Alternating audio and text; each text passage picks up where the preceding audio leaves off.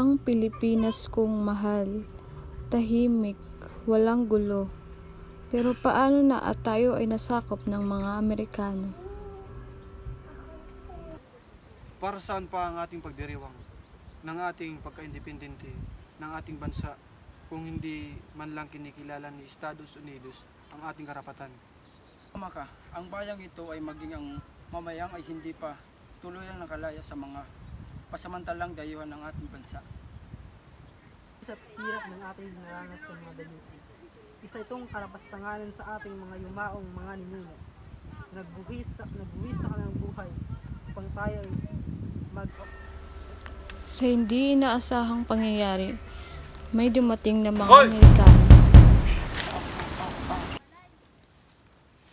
General, Kumusta ng ating mga kasandaluhan? General, may masamang balita. Nagkaroon ng enkwentro sa pagitan ng ating mga sundalo sa laban sa mga Amerikano. Ano? Paano? Saan ito naganap? General, ngayon din at magtungo ka sa presidente at iulat ang mga nangyayaring ito. Masusunod, General.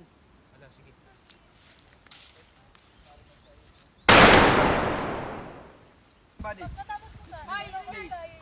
How about this one?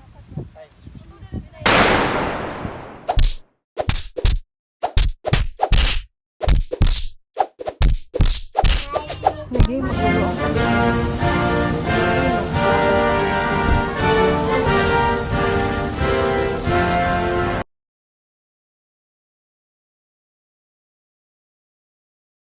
Assimilation is fit for the proclamation. as President Proclamation, with the American, we would like to extend our helping hands to nation of the Philippines. We want to build a strong communication in this country and also the people. That's why we are here. Okay na. The country demand under American control, save for a brief and brutal Japanese occupation during Second World War. On July 4, 1946, that the Philippines gained full international recognition as an independent republic. Still, on June 12 remains a powerful symbol of national pride, a reminder of the enduring struggle for sovereignty, identity, and freedom. Mabuhay, Philippines! Philippine Independence Day, July 4, and trained to take over the defense of the island should the U.S. withdraw its forces in 1946. Backed by the legislature, which made military training compulsory for every able-bodied Filipino, MacArthur set out on a program by which he hoped, within 10 years, to have a trained army of 300,000, capable of holding off any threatened invasion. But before his program was half completed, war struck the Philippines.